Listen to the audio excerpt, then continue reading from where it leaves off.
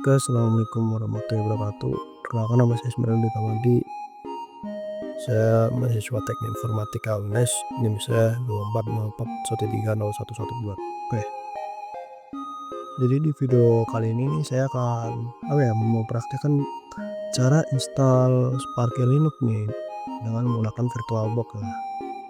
Oke, saya keluar dulu dari Sparky-nya ini. Saya keluar dulu. Oke ya.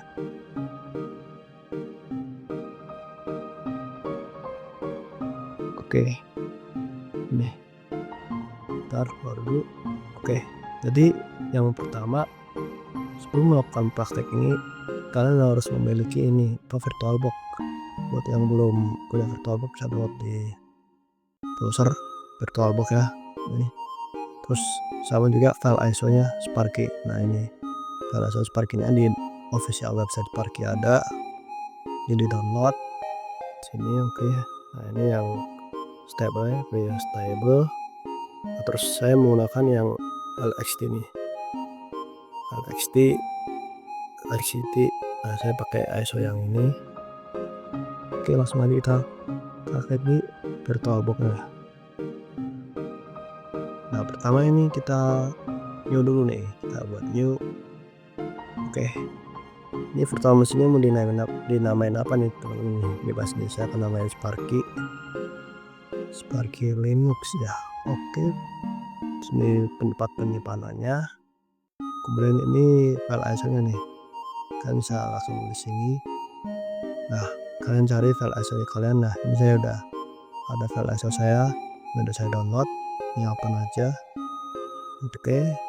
Setelah itu, oke, ininya nih. Nah, tipenya nih. Ini tipenya kan ada Microsoft Windows, Linux, Solaris, BSD, MB, Mac, Otter.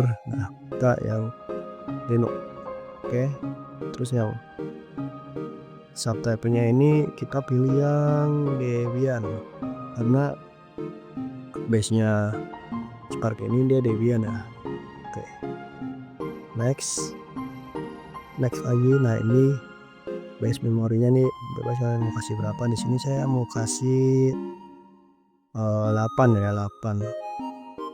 Saya mau kasih RAM 8. Ini RAM-nya guys. Ini RAM-nya saya mau kasih RAM 8. Bentar. Oke. Prosesornya saya kasih 4 core ya. Terus ini harddisknya nih. Nah, harddisknya nih harddisk VirtualBox-nya lah. Oke. Ini saya kasih 50 aja, 50.000 boleh 70. 70. Oke, 70. Udah, di finish aja. Di finish. Kalau udah di finish ini bisa kita start langsung nih. Kita pencet dulu nih. Kita pencet start. Oke, udah di start ya. Tunggu dulu. Nah, kita tunggu. Nah, ini kita sebagai USM kita enter aja, kita pencet enter. Oke. Tunggu dulu, dia masih booting. Oke. Saya kayaknya biar enak nih. Ya, kayaknya.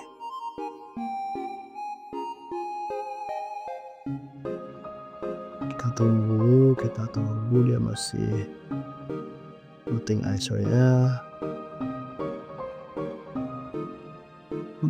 Kita tunggu.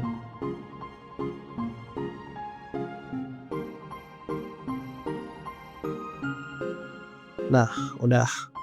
Apakah sudah teman-teman? Ya, belum.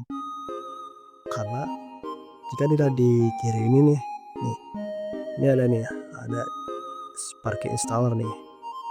Oke, awalnya panduan juga. Nah, kalian bisa buka ini. Oke, kita buka. Terus kita execute. Oke, kita execute. Kita tunggu. Nah, ini welcome. Oke, ini bahasa yang digunakan bahasa Inggris saja. Oke. Next. Lokasi kita nih Asia Jakarta. Oke. Kan Asia itu Jakarta. Oke, next kita next saja ini keyboard, masih keyboard. Oke. Kita default keyboardnya, kita next aja. Oke, dari ini pilih yang erase disk. Oke, next. Nah, jadi kalian masukkan username Sparky kalian bebas nih. Di sini saya pakai nama saya. Oke. Oke, ini passwordnya. Oke, ulang passwordnya. Oke, kalau udah bisa di next.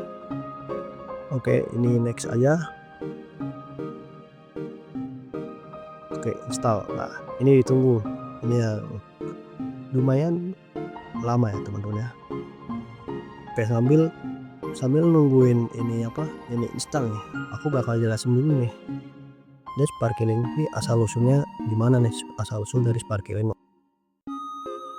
Nah, jadi sebenarnya Sparky Linux ini adalah project pribadi dari orang Polandia yang bernama Paweł Pijanowski, atau orang-orang tuh manggilnya tuh Pawro. Nah, jadi ini project pribadi si Pawro itu yang dia kembangkan itu untuk membuat sistem operasi yang ringan, fleksibel, dan juga bisa digunakan di perangkat-perangkat tua nih.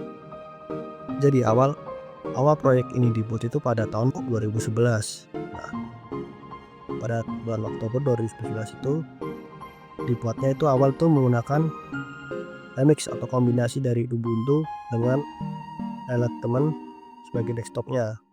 Nah, kemudian dikasihlah nama UE17R atau kepanjangan dari Ubuntu Enlightenment 17 Remix. Nah, setelah melakukan testing, melakukan uji coba buat pemakaian, kemudian dia merubah base-nya dia yang awalnya dia Ubuntu ini diubah ke Debian karena ada beberapa alasan. Salah satu alasannya adalah filosofi. Nanti akan aku jelasin nih filosofinya. Oke. Jadi kemudian diubahlah base-nya itu menjadi Debian. Nah, dan dengan base Debian ini dia buat project baru itu dan namanya itu diganti dengan Sparky Linux. Jadi Sparky Linux awalnya dikembangin oleh Pawro ini. Nah, kemudian proyek ini tuh tujuannya tuh buat sistem operasi Linux yang ringan, cepat, fleksibel, dan juga bisa dipakai ke perangkat-perangkat yang udah tua gitu.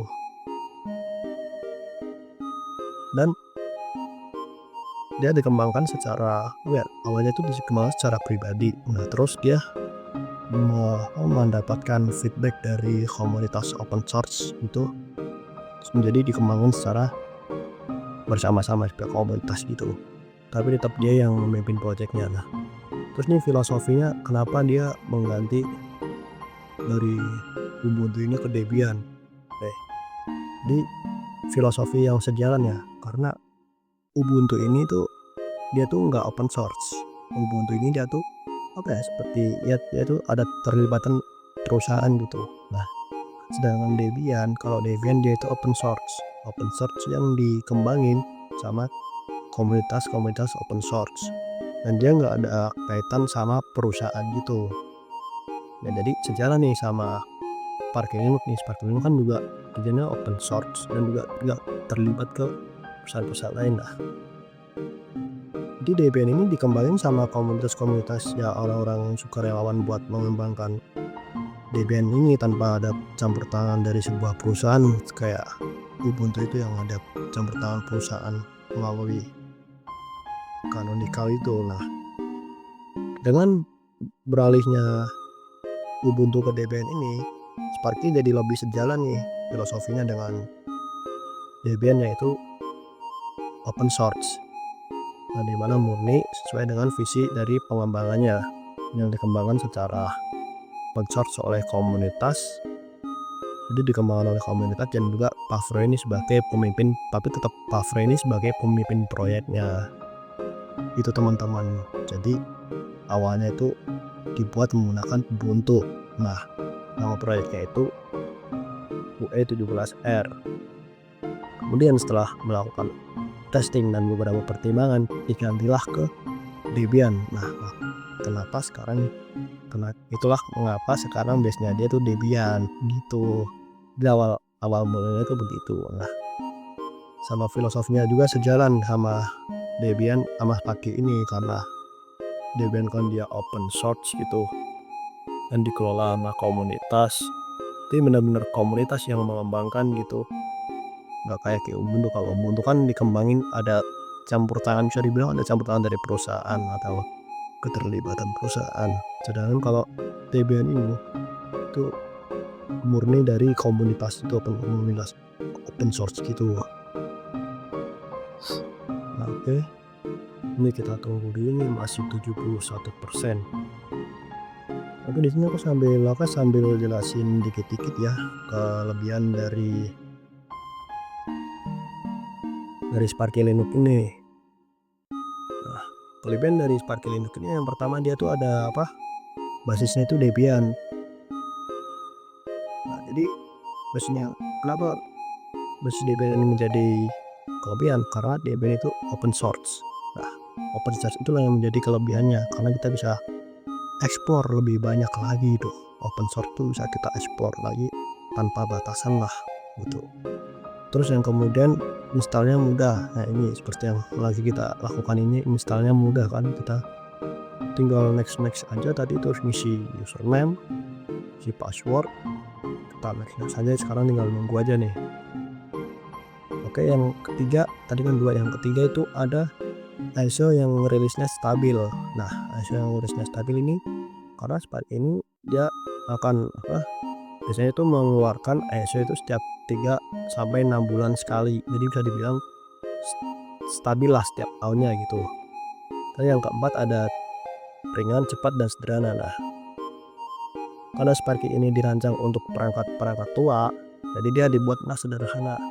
Ini tampilannya memang benar sederhana, terus ringan juga dan cepat juga. Jadi dibuatkan buat tampilan yang sederhana tuh biar ringan dan cepat. Nah, kemudian ada beberapa edisi khusus. Nah, yang pertama tuh ada edisi Game Over. Game Over itu khusus untuk sistem operasi yang Sparky yang digunakan untuk buat game gitulah, buat bermain game. Nah, kemudian ada yang kedua tuh ada edisi multimedia. Multimedia ini digunakan buat kayak seperti mau text editor gitu, main kode, pemrograman gitulah. Dan yang ketiga itu ada rescue ini bisa dipakai buat ngamanin data gitu, buat keamanan data lah atau penyimpanan. Nah, kemudian ada lagi kelebihannya, yaitu desktop sesuai dengan kebutuhan pengguna. Nah, tadi yang di download tadi kan ada 3 kategori nih, ada LXCT, XFCE, dan KDE Plasma. Nah, dari ketiga ini tuh dia tuh berbeda-beda desktopnya. Kalau yang menurut aku nih, LXCT ini dia yang standar lah, dia nggak terlalu tua juga nggak terlalu modern tuh, nggak terlalu bagus, dia standar lah. Kemudian ada XFCE ini bisa dibilang dia tampilannya tuh yang tua gitu, yang tampilan mesin tua gitu. Dan kemudian ada yang KDE Plasma. KDE Plasma ini yang tampilan paling modern dan juga dia yang paling berat. Kemudian kelebihan yang lainnya itu komunitas open source yang aktif ya. Tadi bilang karena dia base-nya Debian ya terbilang besar ya komunitasnya yang dikembangin gitu kan. Nah, jadi dia mendapatkan feedback yang baik nih di komunitas Debian ini. Jadi komunitasnya aktif nih, bisa dibilang komunitas aktif yang ramah dan juga banyak dokumentasi di komunitas itu gitu. Oke, ini installnya udah, kita update restart now, kita down. Oke, kita tunggu. Nah, ini udah restart ya. Oke, kita udah restart. Kita tunggu dulu teman-teman.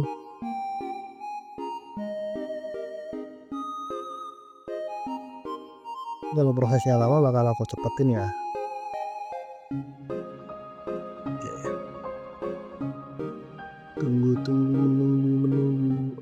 Oke, masih back screen. Sepertinya dia nggak mau ngebooting ya. Oke, kita close aja dulu. Oke, kita run lagi.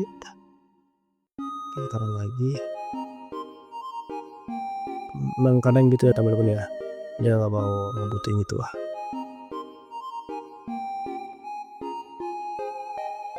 Oke, ini udah.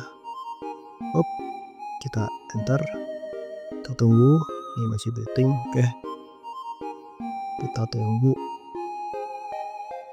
Yap, oke. Udah download di screen.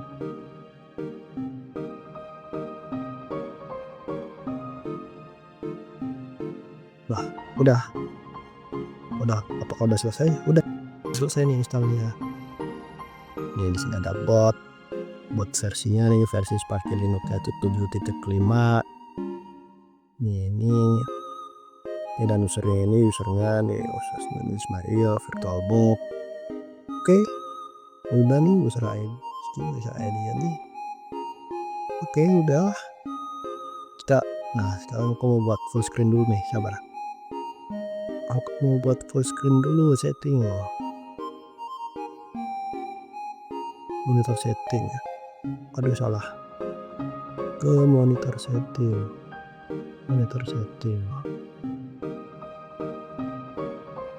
Oke, aku mau buat. Oke, play, yes, save. Oke, yes. Aku mau buat full screen dia dulu nih, biar enak. Oke, biar enak kita harusnya switch. Oke, udah. Yap. Jadi sambil aku jelasin jelasin dari kelebihan pasti ada kekurangan teman-teman. Nah, di sini nih aku kekurangannya di sini nih kekurangan Sparky Linux, yaitu yang pertama dia itu ketergantungan dengan Debian ya, karena dia turunan dari Debian ya. Terus dia ada ketergantungan sama Debian. Nah, kenapa ini menjadi kekurangan? Karena kalau misal Debian ini mengalami masalah yang besar gitu atau mengalami permasalahan, nah Sparky ini juga ikut terpengaruh karena dia turunan dari Debian. Kemudian kekurangan yang kedua adalah ini antarmuka atau alat bantu yang kurang modern atau UI yang kurang modern ya. Emang ini menjadi karena ya buat orang yang suka UI ini jelek sih, bisa dibilang UI-nya ya biasa aja gitu, UI tua lah bisa dibilang. Karena memang tujuan awalnya dia kan bisa dipakai di mesin tua, mesin lama gitu. Makanya dibuat UI yang sedemikian rupa, yang sesederhana mungkin agar ringan gitu. Kemudian kekurangan yang ketiga itu ada di dokumentasi yang kurang atau dukungan dokumentasi yang terbatas. Nah, ini disclaimer dulu, ini yang aku maksud itu dari officialnya. Oke, dari officialnya ya. Jadi dukungan dokumentasi dari officialnya ini bisa dibilang cukup terbatas. Nah, tapi tenang aja teman-teman, karena dia open source, jadi teman-teman bisa mencari dokumentasi di sebuah komunitas itu, di sebuah komunitas open source itu kan, buat kalian mencari sendiri lah, bisa dibilang kalian mencari sendiri dokumentasi itu. Nah, ini menjadi kekurangan karena dia itu di officialnya itu kurang, itu sih dokumentasi di officialnya itu kurang, jadi kita harus mencari sendiri lah. Nah, itu yang sedikit effort ya, sedikit usaha yang lebih dikeluarkan untuk mencari sebuah informasi di komunitas yang itu pasti banyak lah. Kalau ada dibilang hampir ada, cuma ya itu mencarinya yang cukup effort yang lebih lah. Oke, nah ini yang aku tunjukin nih, kalau memang dia tuh base-nya tuh berlebihan nih. Oke, ini konek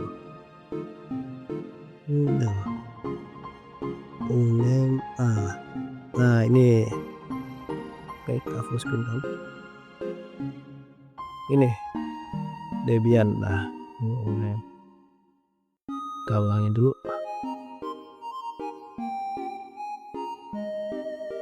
Nah, Linux, VirtualBox.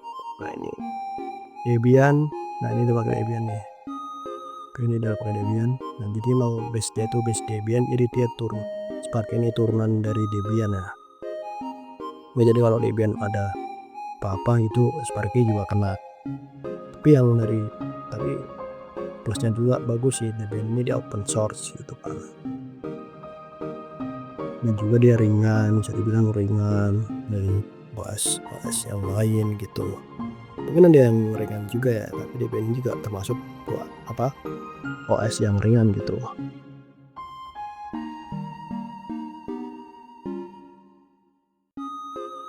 Oke, udah gitu aja teman-teman cara install VirtualBox ya, install Sparky Linux di VirtualBox ya teman-teman. Jadi ya cukup seperti itu aja dah videonya. Ini aku mau sedikit nyoba nih ya, browsernya itu berjalan dengan lancar. Misalnya kita searching YouTube.